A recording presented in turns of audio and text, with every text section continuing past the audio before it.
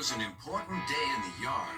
Everyone was busy and excited, making notes and taking photographs. A special visitor had arrived and was now the center of attention. "Who is that?" whispered Thomas to Duck. "That," said Duck proudly, "is a celebrity." "A what?" asked Percy.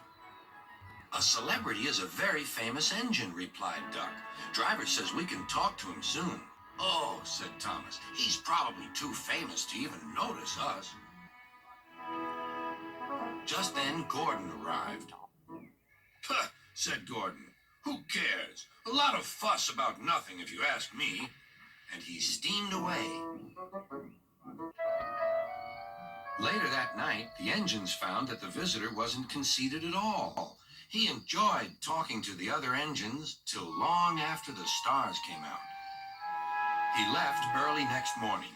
Gordon was still complaining. "Good riddance," he grumbled, "chattering all night. Who is he anyway?" "Duck told you," replied Thomas. "He's famous."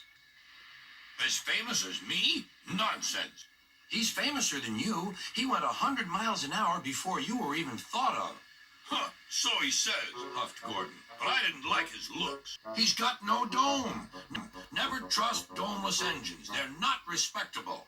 I never boast, but I'd say 100 miles an hour would be easy for me. Goodbye." Duck took some freight cars to Edward's station. "Hello," called Edward.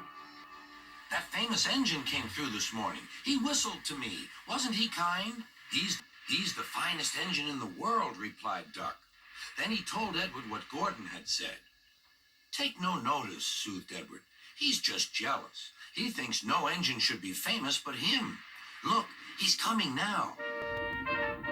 Gordon was running very fast. His wheels pounded the rails. "He did it, I'll do it. He did it, I'll do it." Gordon's train rocketed past and was gone. "He'll knock himself to bits," chuckled Duck.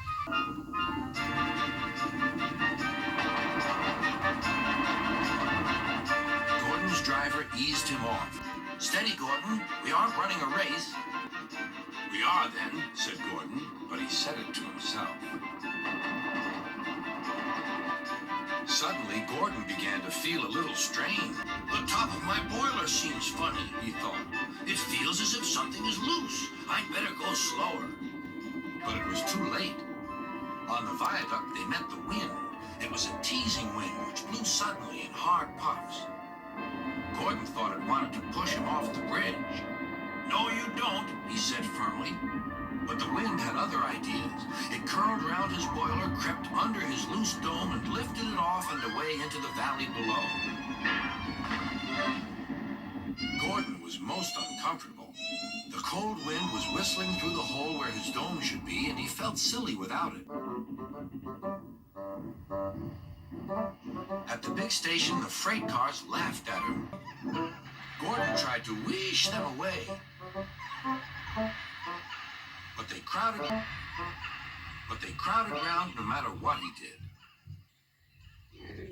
On the way back to the shed, he wanted his driver to stop and fetch his dome. "We'll never find it now," said the driver. "You'll have to go to the works for a new one." Gordon was very cross.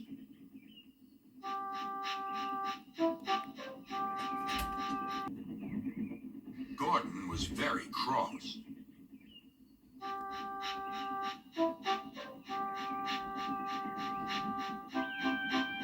"I hope the shed is empty tonight," he huffed to himself.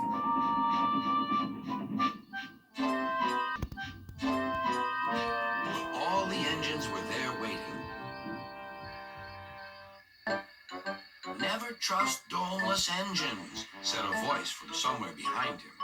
"They aren't respectable."